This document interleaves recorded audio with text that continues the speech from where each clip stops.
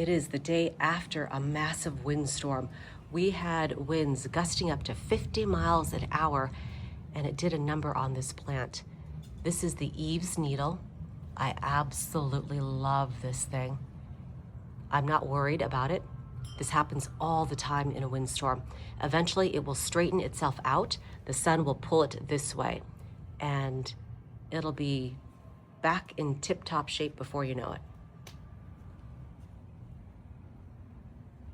This aloe looks great, so pretty.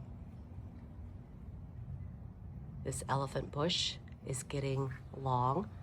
Every time it drags, I start to cut it off, and then I will plant it somewhere else just to give me more babies. This succulent is called the red apple. It is so pretty. This thing not doing so well. It's too hot over here. We get south-facing sun, and this thing takes a beating. The larger elephant bush, doing pretty okay. I'll cut the tips off eventually and plant it in the back because I know it will survive. And this thing has a tendency to grow straight, so it will be perfect in the back of the planter box. Oh, you could see the red apple flowers.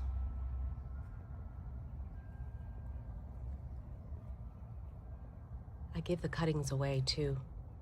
People love it.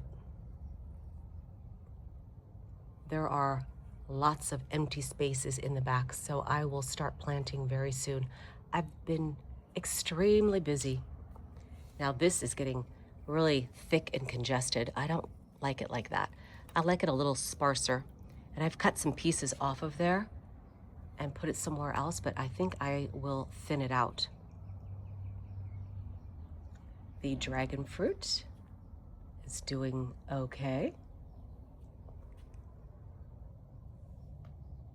It's getting wider in the back, so that's good. It is one of the easiest plants to take care of.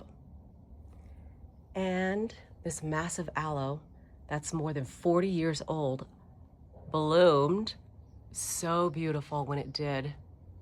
Now it's starting to dry out. I cannot cut it. I will let it droop some more and then lop it off.